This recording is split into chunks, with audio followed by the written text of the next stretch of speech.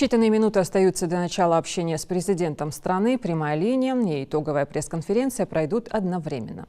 Владимир Путин рассмотрит обращение россиян, ответит на вопросы журналистов. Трансляция пройдет в прямом эфире телеканалов «Первый», «Россия-1», «Россия-24», НТВ, ОТР и «Мир», радиостанции «Маяк», «Вести ФМ», «Радио России», а также в социальных сетях ВКонтакте и Одноклассники.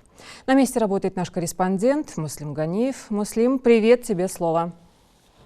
Добрый день, Лайла. Буквально несколько минут остается до начала прямой линии с президентом России Владимиром Путиным. Впервые такой формат общения с населением был опробован в 2001 году. Тогда прямая линия прошла 2 часа 20 минут. Было озвучено около 40 вопросов в прямом эфире.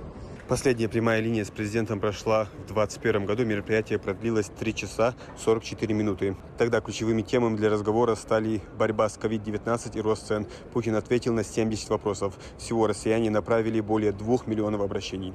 В ходе общения с гражданами президент России помечает самые острые вопросы, волнующие население. По итогам мероприятия он дает поручение правительству, ведомствам, губернаторам решить проблемы, озвученные россиянами. По информации Кремля, количество вопросов превысило 1 миллион. Российский лидер публично ответит на несколько десятков. Однако каждый гражданин, который отправил свой вопрос главе государства, получит ответ. В преддверии итогов года с президентом Путиным поступило свыше 850 тысяч звонков, а также 310 тысяч СМС-сообщений.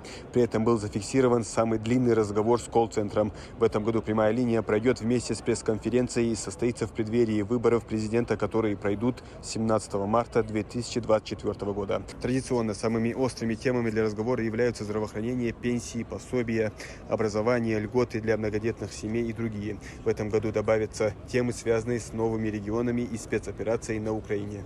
От Ингушетии в мероприятии заявлено 5 человек. Это представители телерадиокомпаний, печатных СМИ, а также управление по взаимодействию со СМИ администрации главы Республики Ингушетия.